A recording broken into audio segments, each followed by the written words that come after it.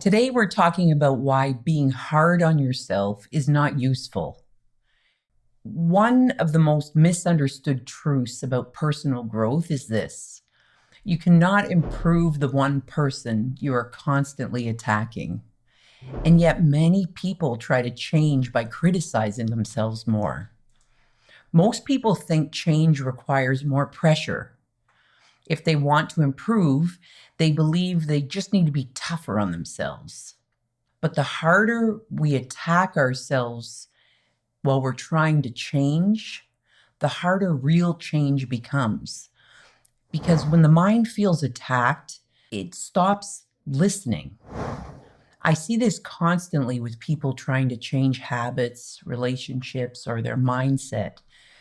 They believe that the problem is discipline. But often the real problem is that constant self-criticism. So in this video, I'll show you why being hard on yourself often makes things worse and what actually helps real change begin instead. My name's Wendy.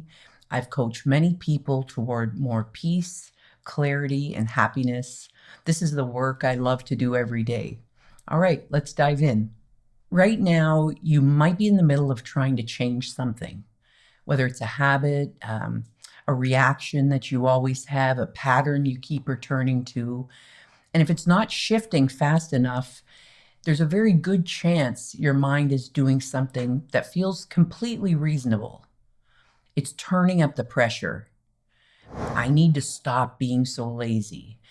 I should be better than this by now. Why can't I just get this right? It feels logical. If something isn't improving, apply more force, more criticism, more pressure on yourself to do better. But here's what's happening when you do that. You're adding more thought to a mind that's already full of thought. And that additional thinking, all of that negative self-attack, doesn't come from truth. It comes from thought. It's thought about thought. And rather than clearing anything up, it creates more noise and more discouragement and more confusion. Instead of feeling motivated, you feel stuck. Instead of gaining clarity, you feel exhausted. And a question worth considering is this: if self-criticism is supposed to help you change, why does more of it make things harder? So what's actually keeping you stuck? Well, here's what's happening beneath all that effort. You try to change something, and it doesn't go the way you hoped. And then thought arrives. The thoughts are sharp and critical, and they appear real. They're convincing. Something's wrong with me. I always do this. I never get this right. And here's the thing about these thoughts: they feel absolutely true in the moment. That's what thought does. It creates a felt experience so real, so immediate, that it looks like reality. But it isn't reality. It's thought, just thought. And the problem isn't that you had the thought. Thoughts are always running through your mind. The problem is what happens next when you believe the thought, or you argue with it, or you pile more critical thinking on top of it. And that's when things get louder. And that's when clarity disappears. And without clarity, you can't see yourself accurately. You can't see what's actually going on. You're too deep inside the thinking to have any perspective on it at all. This shows up in relationships, in our habits. And when someone is caught in a loop of self-critical thinking, they start questioning everything, feeling more stuck, more confused, more unsure about what they even want anymore. And if that's where you are right now, you're not alone, and there's nothing wrong with you. You're just in a lot of thought. And thought by its nature is neutral. and settles when you stop feeding it. Which leads to another question.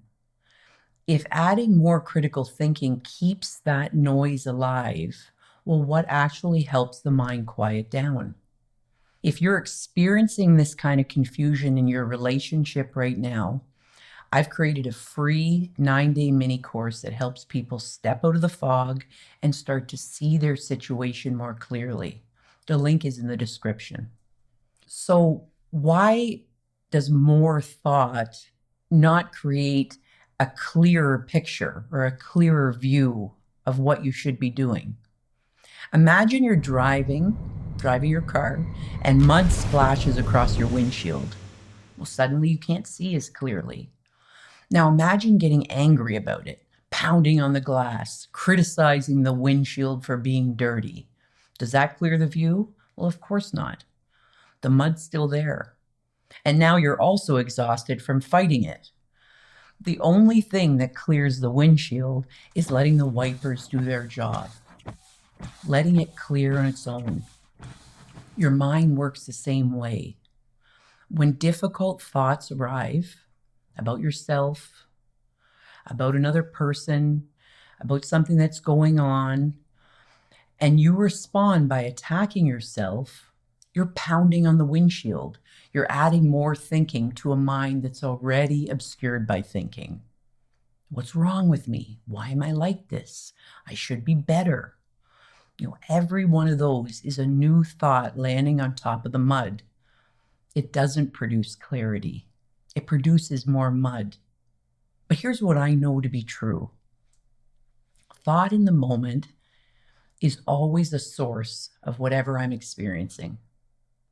Mind is an unlimited potential for fresh new thinking. Our mind has a natural tendency to settle. Thought, when it isn't being actively fueled, clears on its own. It passes by, just like the windshield. And when it does, when the noise quiets even a little, something becomes visible that wasn't visible before. Understanding does what pressure never can.